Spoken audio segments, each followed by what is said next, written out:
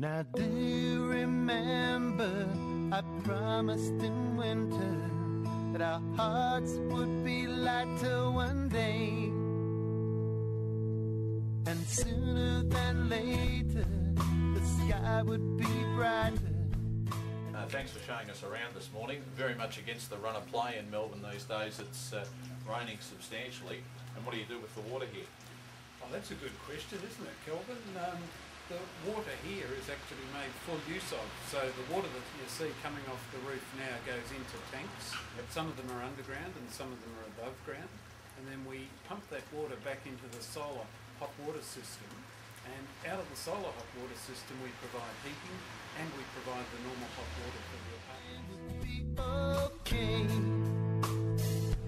Do you see it? Kelvin, I've just brought you over here to show you the grey water system. Yes. So the water that comes out of the bathrooms and laundries of all the 12 dwellings on this site goes into this tank where it's filtered, it's put through a bacterial chamber, then it goes through some intense membrane filtration into an ultraviolet chamber, and after that it's then pushed into this tank where it's aerated and then pumped back into the houses for toilet flushing and for the washing machines. Yes. So we're actually not using either the roof water or the high quality mains potable water to do the little tasks like washing clothes and flushing toilets. That's all our reused and treated grey water.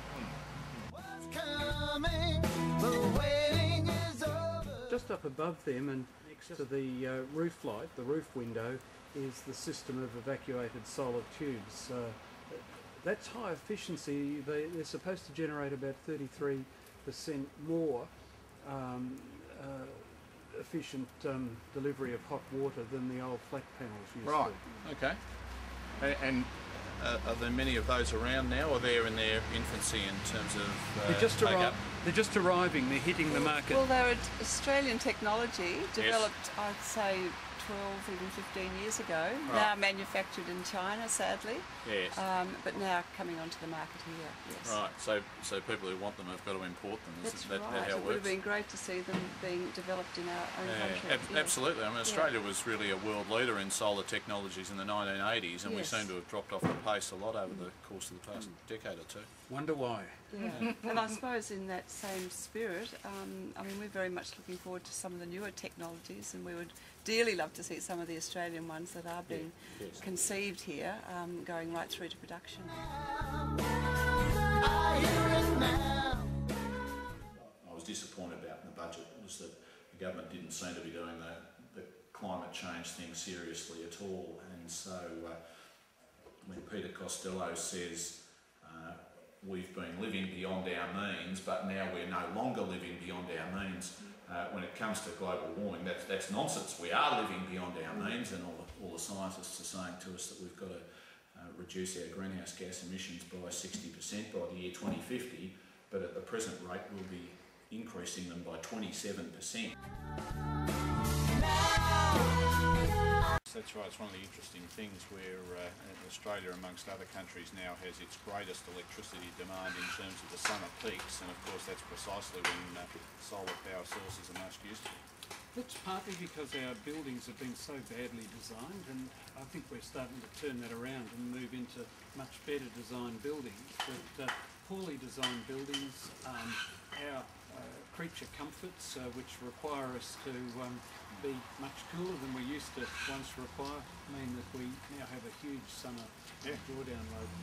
Incidentally, in this area, the Moreland Energy Foundation did a survey that showed that residents here were heating their houses up to 25 degrees in winter and cooling their houses to 19 degrees in summer. Yes. Something's gone crazily wrong with the world when we do that.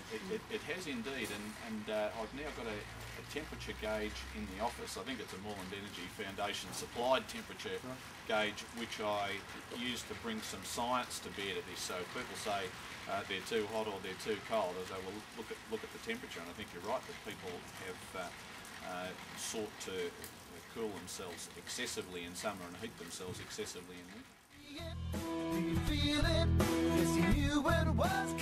One of the things that we've been talking about is a green renovations loan scheme where people could borrow interest-free up to $10,000 and setting aside over a 4-year period $300 million for that.